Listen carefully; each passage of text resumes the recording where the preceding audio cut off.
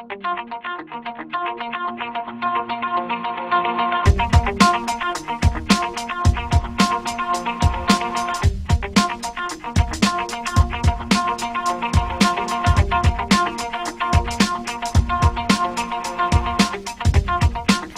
buenos días a todos mis amigos que ya están conectados aquí en Max TV Online.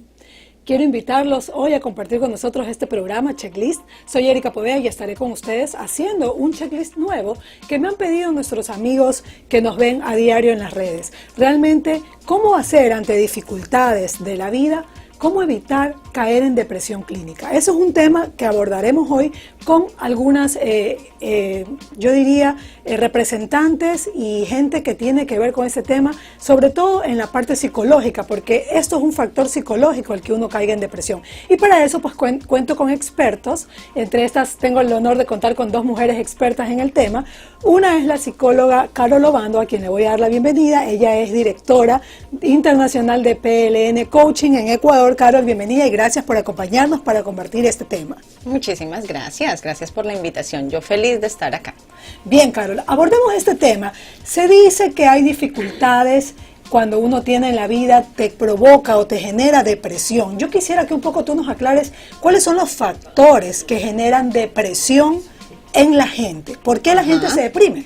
Muy importante. Bueno, hay que tener en cuenta que tenemos depresión endógena y exógena. Endógena viene de factores genéticos fuertes. ¿Cómo nos damos cuenta que la genética me está influenciando cuando de pronto hay antecedentes de un familiar lejano con depresión o cuando ha habido suicidio en la familia? Ahí hablamos de depresión endógena. O sea que mediante los genes yo puedo tener una predisposición a la... Exacto. No quiere decir que sí, que si alguien lo tuvo en mi familia yo tengo que tenerla, no, pero sí hay una vulnerabilidad mayor en ese sentido. O sea, hay que estar alerta. Alerta, exactamente. Y está también la exógena, que es la que me desemboca. Por ejemplo, un duelo, la muerte de un ser querido, incluso la pérdida de trabajo. Hay personas que no tienen tanta resiliencia y son más vulnerables, entonces pueden verse afectados por estos factores externos. Ahora, estos factores externos, y tú hablabas de un familiar que realmente cuando pierdes un familiar, hay mucha gente que se encierra en su propio ciclo y se mantiene y se lanza en una cama. ¿Qué es lo que tiene que hacer esta persona que ha sido afectada por estos factores externos, como la pérdida de un familiar? ¿Qué es lo que debería hacer para salir de esta depresión? Muy bien, necesitamos identificar redes de apoyo. Las redes de apoyo nos generan confianza, nos generan contención. Un duelo hay que vivirlo, hay que llorar. Dura más o menos 3 meses el duelo normal. Si pasamos y trascendemos mucho tiempo, podemos hablar de un duelo clínico y podemos hablar también de una depresión. ¿Qué necesitamos hacer? Identificar redes de apoyo, sufrirlo, pero también estar alerta, seguir teniendo acciones. ¿Por qué? ¿Pero qué es esto de redes de apoyo? A ver, ¿qué tengo que tener? ¿Amigos? ¿Tengo que tener actividad? ¿Qué tengo que hacer? ¿Qué es una red de apoyo? Una red de apoyo son amigos, familiares, personas cercanas que hacen que yo pueda hablar con ellos, que yo pueda dirigirme a ellos, que yo pueda incluso recibir un abrazo, ya es un sentido de calidez para tener una contención emocional. Las redes de apoyo son muy importantes, somos seres sociales por naturaleza y si nosotros nos aislamos, tendemos a deprimirnos más. Ahora, tú dices si nosotros nos aislamos, ¿cuál es la evidencia que yo voy a tener? Porque tenemos ahora muchos jóvenes que entran en depresión. Yo, como madre de familia o como hermano o familiar, ¿qué elementos tengo que ver en una persona? ¿Qué síntomas puede presentar, si se podría llamar de esa manera, para yo estar alerta de que está entrando en depresión? Porque mucha gente no sabe que está en depresión y de repente se murió y dejó una carta y está deprimido y nadie se enteró. Exacto, tenemos un factor que se llama aledonia, que es la incapacidad para disfrutar algo o la incapacidad también de tener esas ganas de salir. Entonces, en los adolescentes, por ejemplo, un adolescente está muy activo en redes sociales. Si vemos que él ya no está en Facebook, ya no está en Instagram, ya tenemos que empezar a verificar por qué se está aislando, qué lo está llevando a. Entonces tenemos que estar atentos en eso, si ya no tiene los mismos amigos, si ya no disfruta de salir, si antes le encantaba ir a cine y ahora ya no quiere ir, algo está sucediendo en su estado de ánimo. Eso es en cuanto a los jóvenes y en cuanto a los adultos mayores, igual, que también suelen pasar por esta etapa de transición en donde se deprimen ya yo creo que por la edad. ¿Qué es lo que tenemos que tener en cuenta en ellos? Con ellos sí, un súper acompañamiento. Sí, ellos tal vez no están en la red social, pero si uno se da cuenta, tal vez sí están acostumbrados a leer la prensa o a salir a tomar el sol, y son personas que de un momento a otro dicen, no, ya no quiero salir, ya no tengo ganas de salir, ya incluso dejan de arreglarse, dejan incluso hasta de bañarse, son personas que cierran la cortina y ya no quieren salir a la luz. Eso es un factor ya de un indicio de depresión. Así que los que estamos alrededor debemos estar alerta. Hay que tener en cuenta como familiares, como amigos, como las personas que estamos cercanas a estas personas, que ellos no lo hacen porque quieren. Muchas personas dicen, no, es que no, él no pone de su parte, es que él no quiere salir. No, no es eso, es que hay algo importantísimo a nivel fisiológico que sucede y hace que él se comporte de esa manera. Entonces, ¿qué hacemos nosotros? Cuando hay estos niveles de desenfoque a nivel de serotonina, de dopamina, ¿qué hacemos nosotros? Abarcar la parte conductual, ayudarlo a salir, empezar a motivarlo, empezar a identificar estas redes de apoyo de las que decíamos y crearle una rutina nueva, que poco a poco va volviéndose un refuerzo positivo y va generando este ciclo de sustancias naturales como la serotonina y la dopamina. Ahora, tú hablas de la serotonina y la dopamina. ¿Qué influencia tienen estas en nuestro cuerpo para llevarnos a una depresión? Bueno, la serotonina y la dopamina son las que nos ayudan a estar estables, las que nos ayudan a estar contentos y equilibrados. ¿Qué sucede cuando hay depresión? Esta disminuye y aumenta el cortisol, que es toda la hormona del estrés. Entonces, ¿qué hacemos otra vez con los reforzadores? Volver a estabilizarla para que la persona termine comportándose como antes, porque por eso es lo que hacen también los antidepresivos, que es muy importante. Cuando hablamos de una depresión ya mayor, se necesita psicólogo y psiquiatra, porque los antidepresivos me van a estimular toda esta parte de la serotonina. Necesitamos recaptadores de serotonina para que se inhiba un poco el cortisol y eleven estas sustancias que nos ayudan a equilibrarnos. Bueno, este programa es un programa de prevención, básicamente, y lo que nosotros no queremos es que llegue a una depresión clínica. Entonces, en ese sentido, ¿qué pasos debemos seguir o tomar en cuenta, además de esta red de apoyo, para no llegar a una depresión que nos lleva a la clínica y que necesite ya de otra intervención médica? Claro, había nombrado yo al inicio algo que se llama resiliencia. Primero, entender que nosotros somos seres humanos, que estamos susceptibles a cambios y que la vida real tiene altos y bajos. Entonces, que no nos dejemos afectar tanto por este entorno y que tengamos una capacidad de abordarlo, que todos podemos asimilar las cosas de una mejor manera y es mucho más fácil. También la calidad de vida, hacer deporte. El hecho de caminar más de 10 minutos acelerando el corazón provoca serotonina y inhibe el cortisol. Estos estudios se han hecho con personas que están deprimidas y se nota cuando ellos llevan más de 15 minutos cómo reduce el cortisol. Entonces la serotonina inmediatamente puede fluir. Entonces, calidad de vida, crear redes de apoyo, alimentarnos bien, también es importante el hecho de dormir bien. Mientras nosotros dormimos, recuperamos una cantidad de energía y equilibramos nuestro organismo. Entonces, ¿qué hacemos con esto? Tener el equilibrio de sustancias y empezar a tener reforzadores sociales. Cuando nosotros tenemos un hobby, por ejemplo, tenemos un hobby, tenemos un trabajo, sí, tenemos un trabajo, estamos desempeñándonos, la gente habla con nosotros, interactúa, el hecho de que nos digan muy bien, qué bien que está este proyecto, hace que nos sintamos bien. Entonces nos damos cuenta que es desde afuera, en la interacción social, no aislarnos, tener un hobby, tener la oportunidad de estar con personas que nos agradan, ir a cine, lo que sea importante para la persona. Para una persona puede ser lindísimo irse a nadar con su equipo, para otra persona puede ser lindísimo jugar cartas. Ahora, tú como coach de programación neurolingüística, ¿qué recomendaciones das a la gente que se llena mucho de estrés y que el estrés al final también pudiera producir un tema de depresión? Muy bien, sí. Bueno, lo que yo siempre les digo, y les digo a todas las personas, incluyendo mi familia, mis pacientes y personas que estoy coachando, es enfoquémonos en lo positivo. Nosotros tenemos la oportunidad de enfocarnos en lo negativo y en lo positivo. Los dos nos llevan a un lugar. Pero ¿qué sucede con nuestro organismo? Si nosotros nos enfocamos en lo positivo, nuestro sistema reticular activador va a empezar a filtrar eso positivo. Entonces, un pensamiento positivo me lleva a una emoción positiva y una emoción positiva me lleva a una conducta positiva. Entonces, tengo que empezar a hilar desde lo que pienso. Si yo pienso adecuadamente, siento adecuadamente y me comporto mejor. Es una predisposición a estar bien. Entonces, por ejemplo, no es lo mismo decir, ay, no, es que yo no quiero ser infeliz, a decir, yo quiero estar feliz, yo quiero estar tranquilo. Eso es lo que se refiere. Porque las palabras tienen un significado en nuestro cerebro y el significado que le demos nos va a crear y nos va a generar X o Y sustancia. Está bien dicho realmente que lo que tú declares con tu boca probablemente pueden ser tus cadenas o puede ser el éxito. Exactamente. Entonces, en Cuidado ese con lo que sentido, deseas. cuidado Sí. con lo que deseas o cuidado con lo que piensas realmente. Exacto. Justamente yo había subido en mi red social una fotografía en donde ponía que quería bajar de peso y ponía hasta llegar a ser, y puse una calavera, pero me refería a esqueleto. Pero después dije, no, pues me estoy atando. Entonces después puse un traje de baño para decir, Muy bien. para llegar a las medidas perfectas y no hacer un esqueleto realmente. Exacto, y acercarnos como al placer en vez de alejarnos al dolor. No decir, no quiero estar gorda, sino quiero estar delgada. Voy a salir a trotar porque no quiero estar gorda, no.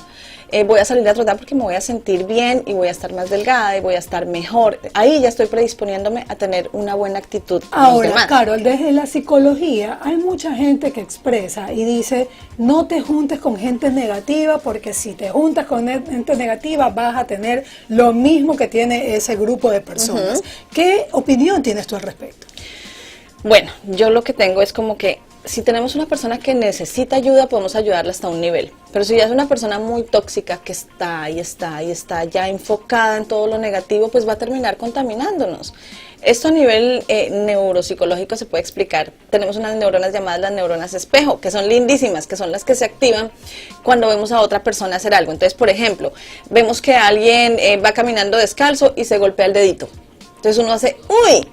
Uno lo siente toda esa sensación que está sintiendo la otra persona. Si vemos que es una persona muy tóxica, pues yo también estoy sintiendo eso y la atmósfera se va a volver tóxica. Entonces, ¿qué va a pasar? Vamos a generar un ambiente de trabajo desagradable, vamos a decir, no, qué pereza llegar ahí, qué feo hablar con esta persona, me siento cansado, me siento aburrido y no sé por qué. Eso puede explicarse. Ahora, Carol, uno se da cuenta cuando no te sientes bien y realmente mucha gente se guarda las cosas y se las calla. ¿Qué recomendación frente a esto para no caer en depresión? Porque el guardarse las cosas también te envenena el alma, ¿no? Por supuesto, sí. Eso es como un vasito que le llenamos agua y de un momento a otro, ¡puf!, se rebotó. Si nosotros no establecemos una conversación con alguien y no expresamos lo que sentimos, nos vamos a llenar y vamos a terminar saturándonos. Cuando nosotros expresamos, tenemos la oportunidad de desahogarnos, tenemos la oportunidad de solucionar un conflicto, porque entre más lo dejamos ahí, más lo acumulamos y cuando ya llega la ocasión, explotamos. Entonces, no, expresar es importante, necesitamos hablar, necesitamos comunicarnos, como decía al principio, somos seres sociales por naturaleza, aislarnos no nos hace bien, entonces tenemos que empezar a hablar, tenemos que empezar a interactuar y a expresar, sobre todo con los chiquitos que ya los vemos que están muy ensimismados en algo electrónico, tenemos que estar constantemente hablando con ellos, interactuando, para mostrarles que hablar es algo de la vida real y es algo natural, o llegar a la casa y contarle, mira, me pasó esto en el trabajo, pero ya lo solucioné. Establecer ese vínculo. Exacto, y esa relación que vean se que está es algo perdiendo natural por el tema de las partes electrónicas, sí, realmente. Bueno, yo quiero invitarte a Carol y a nuestros amigos que nos están viendo a hacer nuestro checklist sobre cómo evitamos caer en depresión clínica ante situaciones difíciles. Vamos a ver el checklist. Carol Obando es psicóloga y es directora de PNL Coaching. Ella nos ha pedido que hay que identificar redes de apoyo. Esto es de gran importancia para poder reforzar nuestra vitalidad y energía. Además, nos ha dicho que expresar las emociones oportunamente es importante. Hay que hablar a tiempo para evitar sobrecargas emocionales que nos conlleven a estrés. Esas son las recomendaciones que nos ha dado. Además dice que nos debemos de centrar en el presente, porque cuando tenemos nuestra atención en el pasado, no podemos disfrutar del presente y esto pues obviamente nos genera frustración ante los sucesos del día a día. Y por último, ella nos está indicando que hay que ejercitarse para lograr un equilibrio en nuestro cuerpo, lo que mejorará nuestro estado de ánimo y salud en general. Carol, quiero agradecerte muchísimo por ayudarnos con este checklist, realmente para evitar esta depresión clínica. Muchas gracias por acompañarnos. A ti, yo encantadísima de estar por acá. Bueno, gracias entonces a nuestros amigos en este primer bloque de checklist. Los invito pues a que nos acompañen luego del corte comercial con nuestra siguiente invitada, que seguiremos abordando el tema sobre cómo evitar la depresión clínica ante situaciones difíciles.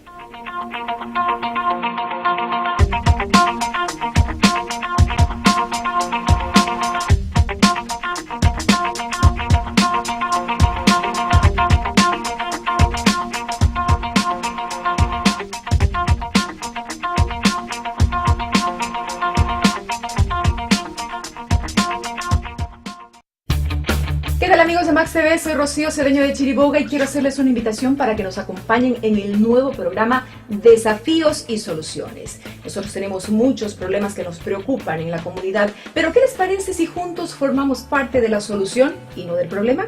Ya saben, tenemos un encuentro aquí, nuestra cita en Desafíos y Soluciones por Max TV.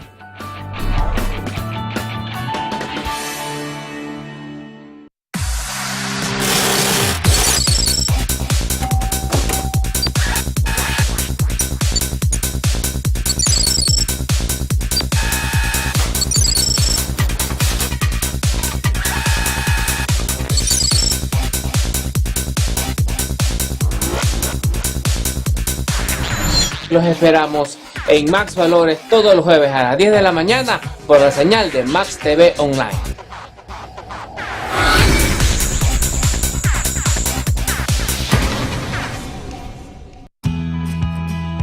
Estamos aquí para contarte qué será Médicos Online. Así es, Anita, vamos a tener para ustedes todas las enfermedades, sus tratamientos, sus síntomas y las soluciones. Y la prevención, que es lo más importante. Médico Online con los mejores profesionales aquí en Max TV. Estén pendientes.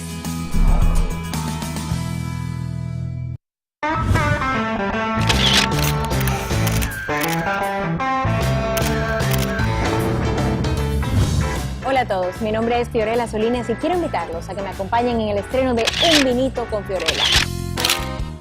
Un entretenido espacio donde conversaremos con todos los personajes del momento desde aquí, desde la Ciudad del Sol, Miami. Los espero.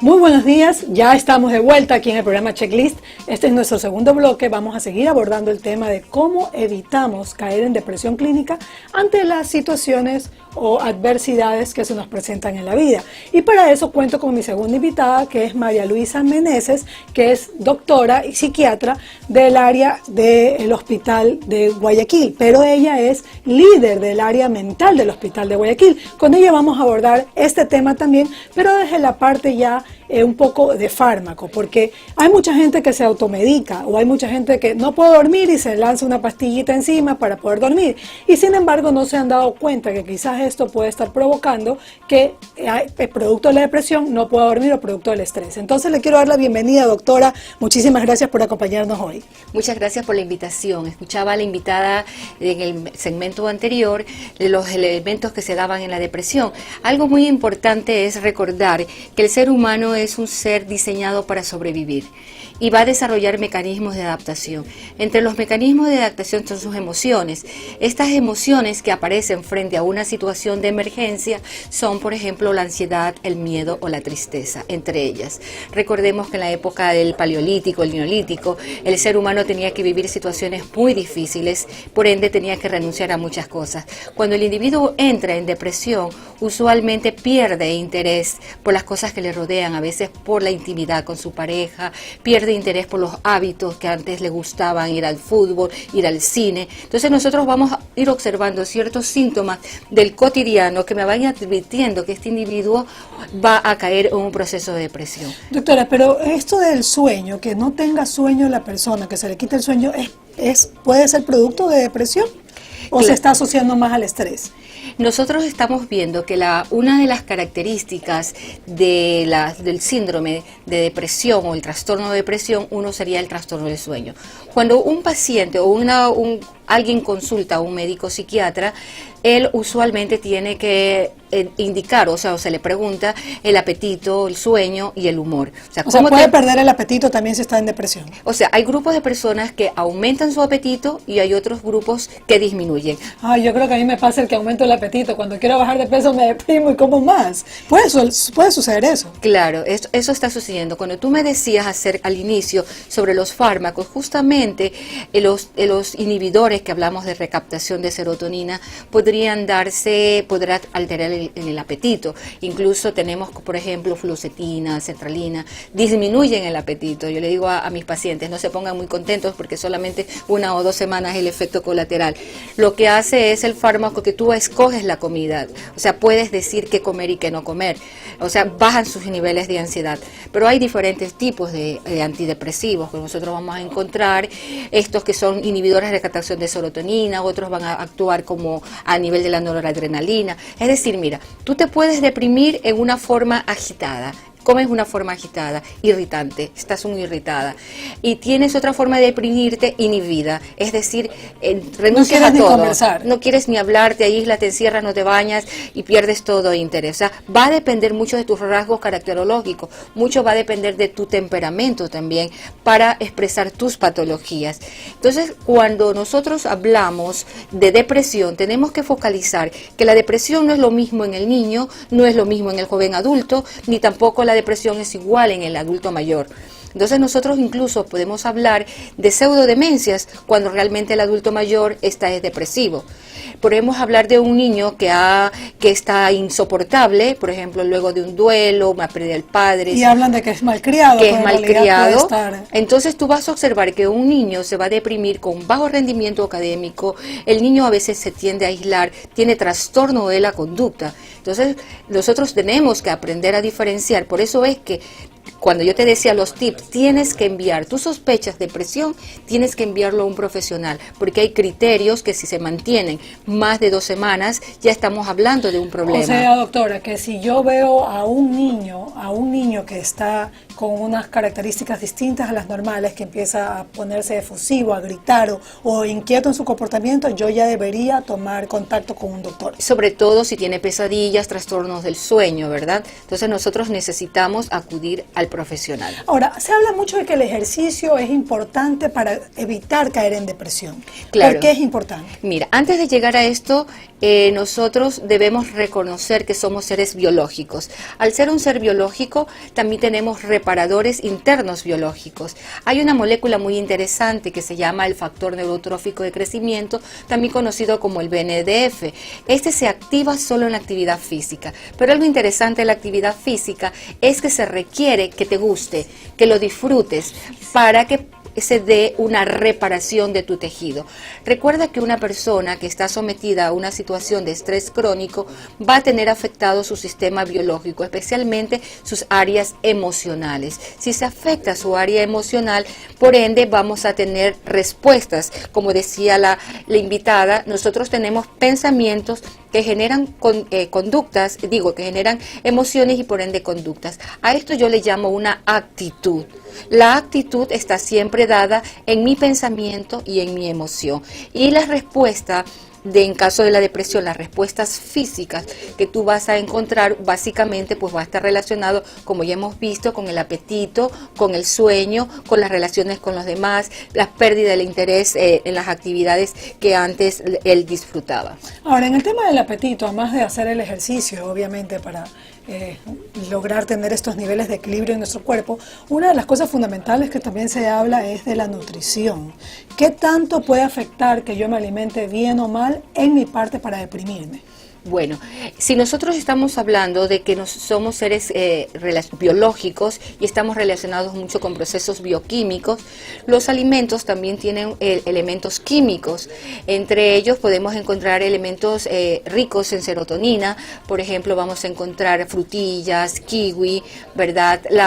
El camote. Entonces nosotros vamos a encontrar, las hojas verdes son muy, muy importantes y podemos generar una buena alimentación equilibrada para mejorar el tratamiento con el paciente. Pero algo que se escapa de la entrevista y que es muy importante para aquellos que nos oyen o nos están viendo es aprender a diferenciar entre la depresión como síntoma y la depresión como trastorno. No es lo mismo. ¿Cuál es la diferencia? No es lo mismo amanecer desanimada porque tuve una noche difícil, porque tuve mucho trabajo, estoy cansada, porque tuve pesadillas, a tener signos y síntomas que generan un trastorno, que tienen que mantenerse por lo menos 2 semanas para hablar que tienes un cuadro depresivo. Y otra cosa muy importante, con relación a los fármacos, no actúan inmediatamente. Cuando un médico te da una medicina, un médico general, no especialista en psiquiatría, te da un fármaco para mejorar tu depresión y tú mejoras, no es que es exitoso tu médico. El asunto es una situación de riesgo. Puede ser que tú tengas una conducta bipolar y estás haciendo un viraje. En lugar de mejorarte, estás entrando en una fase de euforia. Entonces, eso es el cuidado que nosotros debemos tener en el manejo de antidepresivos. Ahora, doctora, usted que está en esta área como líder mental del Hospital Guayaquil, ¿con qué frecuencia están visitándola en este hospital gente adulta, menores de edad? ¿Cuál es la frecuencia que tienen estadísticas? Bueno, te cuento que realmente el 80% de las personas que asisten a una consulta psiquiátrica van a ser por problemas de situaciones de vulnerabilidad. Yo les llamo grupos vulnerables a las personas con ansiedad o depresión. Ya, y un 20% sería con pacientes con problemas de tipo psicóticos agudos. Ya, en nuestro hospital, en el Hospital Albert Gilbert Pontón, trabajamos a un tercer nivel. O sea, el Ministerio de Salud Pública tiene 3 niveles de acción. Un nivel primario, que son los centros de salud, un segundo nivel de los hospitales generales y un tercer nivel, que son los hospitales de especialidad. En un hospital de especialidad va a las situaciones más complejas y usualmente los atendemos por las áreas de emergencia o los pacientes son detectados en las áreas de hospitalización. Es importante, aquellos que nos escuchan o que nos están viendo, que el primer paso es asistir al centro de salud. El médico está capacitado en lo que se llama la MH Guía GAP, en la cual él puede detectar depresiones leves. Una depresión leve no debe ser manejada con psicofármacos, debe ser manejado con el psicólogo a través de psicoterapias. El individuo Eso es importantísimo, eso por favor es muy repítalo, porque la gente cree que apenas ya me siento deprimida, me lanzo una pastillita y ya estoy.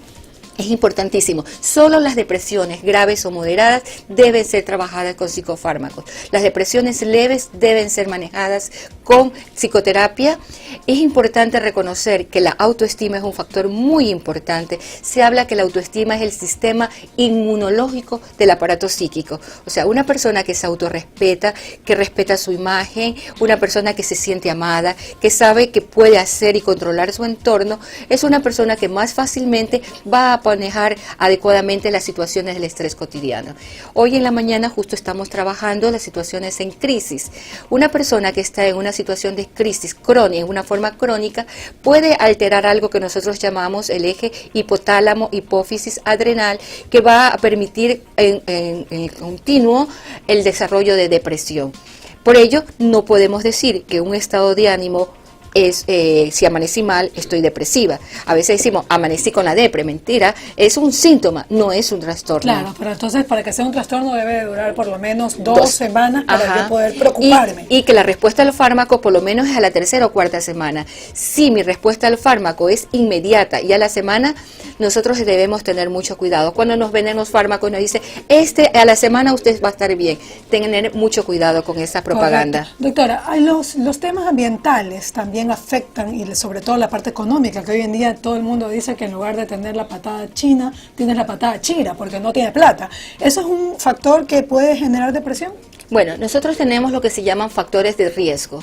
Entre los factores de riesgo tenemos los factores ambientales. El factor ambiental va dentro de lo económico, las relaciones familiares, las relaciones padre-hijos. Recordemos nosotros que hay épocas de momento del desarrollo, como es la adolescencia, un momento muy crítico para el entorno de la familia, que podría llevarse a unas situaciones de sobrecarga de estrés. Luego también tenemos periodos de niños chicos pequeños. En los pequeños también tenemos situaciones. Aquí tenemos 2 grandes tipos de crisis. Las crisis que se llaman normativas o del desarrollo, o también tenemos las crisis circunstanciales de las que tú estás nombrando. Crisis circunstanciales pues serían los factores económicos, los factores socioeconómicos. Que son los que realmente los que más afectan y te diría que son más evidentes. Doctora, Claro. yo quiero agradecerle muchísimo porque el tiempo se nos ha terminado y quería invitarla a que podamos ver junto a nuestros amigos el checklist de hoy respecto de cómo evitar caer en depresión clínica en tiempos de crisis. Doctora María Luisa Meneses, líder de salud mental psiquiátrica del Hospital Guayaquil, ella dice que hay que reconocer que tengo un problema. Si usted ya ve que ha pasado 2 semanas con el mismo tema de que cree que está en depresión, vaya al médico, vaya a una consulta profesional para poder ser atendida y diagnosticada y también ser medicada, ¿no? La actividad física es un factor fundamental para que usted no caiga en depresión. Esto le ayuda a tener un equilibrio y además la buena nutrición. Tiene que alimentarse muy bien para que no caiga en este tipo de depresión. Doctora, quiero agradecerle muchísimo por acompañarnos a hacer nuestro checklist y bueno, puede dirigirse a dar su último mensaje a nuestros amigos. Quiero citar a un autor muy importante, Víctor Frank, el que nos dice: el que sabe para qué está en la vida siempre va a encontrar cómo estar en ella. Gracias. Bueno, muchas gracias, doctora, por esa cita que ha dado aquí a nuestros amigos. Quiero agradecerles a ustedes y bueno, considerar que el próximo miércoles tenemos otra cita. Si tienen algún tema que quieran plantear, pueden hacerlo escribiéndonos a nuestras redes Max TV. Un abrazo para todos y nos vemos pronto.